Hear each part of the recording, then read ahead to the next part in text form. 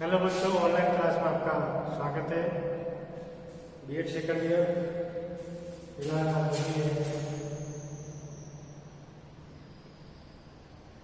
17/9/2020 कक्षा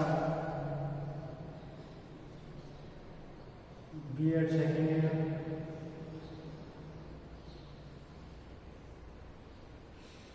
और विषय है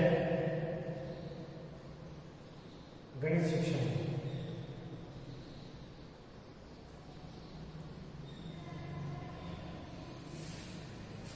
इकाई 2 प्रकरण। हम गणित शिक्षण में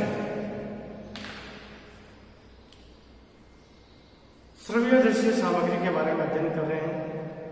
श्रव्य-दृश्य सामग्री वे साधन है जिनके माध्यम से शिक्षण को प्रभावी, रुचिकर, उपयोगी बनाते हैं।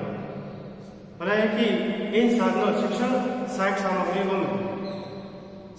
सामग्रियों से शिक्षण को प्रभावशाली बनाया जाता है, शिक्षण को उपयोगी बनाया जाता है, शिक्षण को रुचिकर बनाया जाता है। यानी श्रव्य-दृश्य सामग्री वो सामग्री या साधन है जिसे हम आंखों से देख सकते हैं, कानों से उसकी ध्वनि सुन सकते हैं। वे प्रक्रियाएं जिनमें दृश्य तथा श्रव्य इंद्रियों सक्रिय होकर भाग लेती है, श्रव्य दृश्य साधन या सामग्री कहलाते हैं। अब श्रव्य दृश्य सामग्री के माध्यम से एक शिक्षक अपने शिक्षण को रुचिकर बनाता है और चिरस्थायी लंबे समय तक याद रखने के लिए वो सहायक सामग्री का प्रयोग करता है। शिक्षण में एक अनुशासन बन जाता है और शिक्षण रुचिकर भी बनता है। अब हम शिक्षण में यानी श्रव्य दृश्य सामग्री का महत्व पढ़ेंगे। श्रव्य दृश्य सामग्री का महत्व।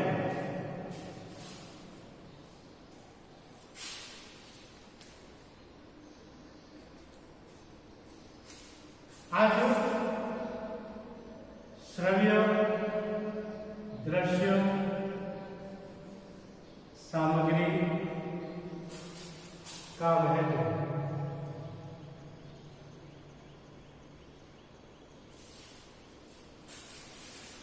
अब एक एक पॉइंट हम पढ़ेंगे। यह शिक्षक की मौखिक अनुदेशों को कम कर यह शिक्षक के अनुदेशों को कम कर विद्यार्थियों को उबने से रोकती है। विद्यार्थियों को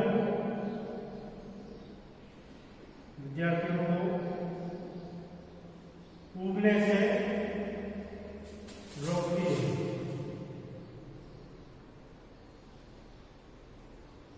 अर्थात बताया कि शिक्षण सहायक सामग्री का प्रयोग करने से या उनको हम जैसे शिक्षण में प्रयोग करते हैं तो बच्चे मतलब कि बोरिंग महसूस करते हैं पढ़ते समय, तो वो बोरिंग नहीं महसूस नहीं करेंगे। शिक्षण एकदम क्या हो जाता है, रुचिकर हो जाती है, रुचि जागृत हो जाती है। यानी शिक्षण सहायक सामग्री ऐसा लिखता हूं, यह शिक्षण को रुचिकर बनाता है,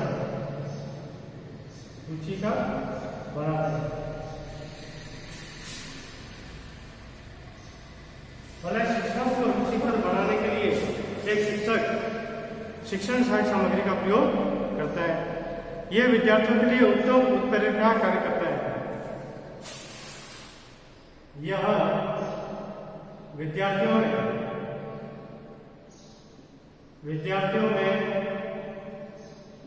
उत्प्रेरक का कार्य करता है।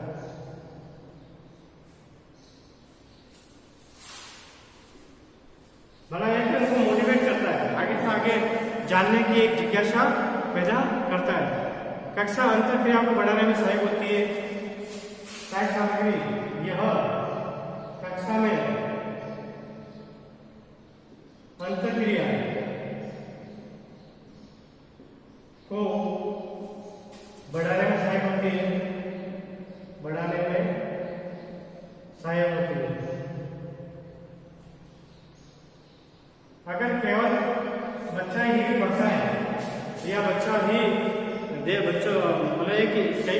है कि जैसे शिक्षण कराते हैं तो बच्चा शिक्षार्थी और एक टीचर के दोनों में कालांश का एक 100% होता है।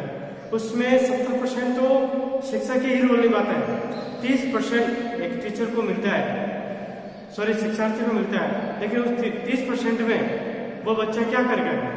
इसलिए बच्चों को सक्रिय बनाने के लिए वो शिक्षण सहायक सामग्री का उपयोग करता है, जिससे बच्चे अंतर्क्रिया कर सके, पूछ सके। यह समय का उपयोग करती है, यह समय का सदुपयोग कराती है, यानी इससे समय की बचत होती है। जो चीज हम बार बार समझाने बैठे वही चीज हम उनके सहायक सामग्री लाके बताई जाए तो बच्चों को जल्दी समझ में आता है और शिक्षण अपना पूर्ण जल्दी होता है। यह कक्षा कक्ष को जीवंत बनाने में सहायक होती है। यह कक्षा कक्ष को जीवंत बनाने में सहायक होती है। अब ये क्या होता है, इसका मतलब जीवन यानी जो वस्तु के बारे में बता रहे हैं, जिस चीज के बारे में बताया जा रहा है, जिस विषय वस्तु के बारे में बताया जा रहा है, अगर उसी विषय वस्तु से संबंधित अगर वास्तविक चीज अगर हम क्लास में या कक्षा में लाके बताते हैं तो वो उनको वास्तविक ज्ञान मिलता है। वास्तविक यानी जीवंत यानी वो प्रत्यक्ष ज्ञान मिलता है। ठीक है, यह विषय वस्तु की जटिलता को दूर करती है। विषय वस्तु की जटिलता को दूर करती है, यानी विषय सहायक सामग्री के द्वारा शिक्षण एकदम इजी हो जाता है, सरल हो जाता है, और जितने भी कठिनाई आती है एक शिक्षण में, उस कठिनाइयों को शिक्षण सहायक सामग्री के द्वारा दूर किया जा सकता है। यह विद्यार्थियों के मन और ध्यान को शिक्षण की ओर केंद्रित करती है, यानी यह विद्यार्थियों के ध्यान को एक जगह केंद्रित करती है,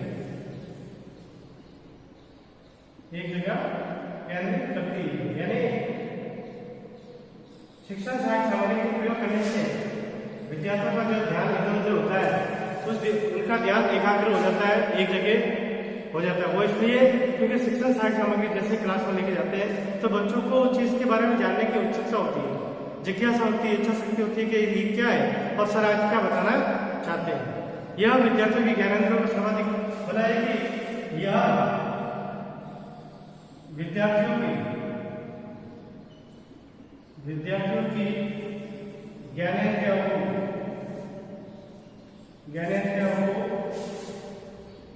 क्रियाशील रखती है। इसके माध्यम से एक बालक के जितने भी इंद्रिया होती है उन ज्ञानेंद्रियों को वो हमेशा क्रियाशील रखता है, यानी आंख हमेशा देखने में रहती है, कान हमें सुनने में रहता है और मुंह हमेशा पूछने में रहता है कि ये क्या चीज है सर, और इससे हमें क्या फायदा है और इससे हमें क्या ज्ञान मिलेगा। यह विद्यार्थियों को अधिकाधिक क्रिया करने को प्रेरित कर विषय वस्तु को स्पष्ट करने में भला है कि यह विषय वस्तु को स्पष्ट करने में सहायक है, विषय वस्तु को स्पष्ट करने में सहायक होती है, विषय वस्तु को स्पष्ट करने में सहायक होती है। और शिक्षक के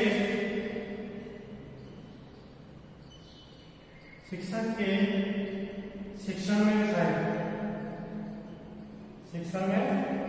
सहायक होती है।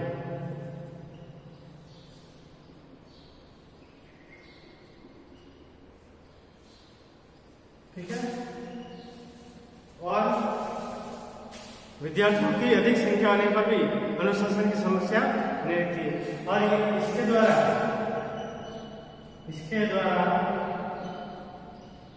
कक्षा में अनुशासन बना रहता है, अनुशासन बना रहता है।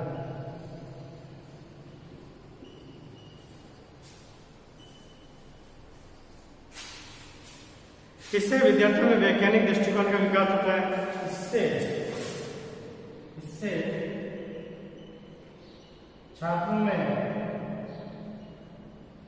वैज्ञानिक दृष्टिकोण का विकास होता है।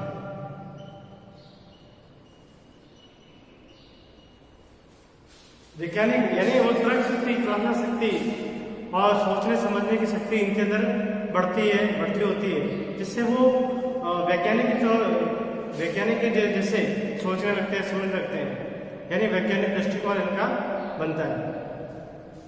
इससे शिक्षकों में आत्मविश्वास आती है।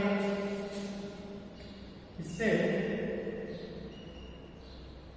शिक्षकों में आत्मविश्वास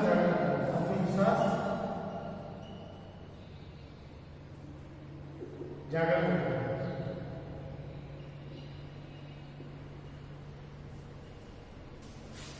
और शिक्षण भी एकदम अच्छा सा होता है, शिक्षण में कुशलता प्राप्त होती है। इसमें सूक्ष्म और अमूर्त वस्तुओं को भी समझाया जा सकता है, यानी इससे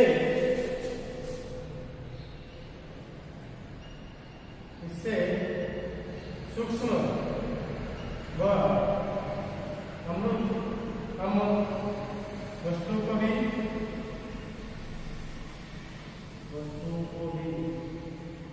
दिखाया, समझाया जा सकता है।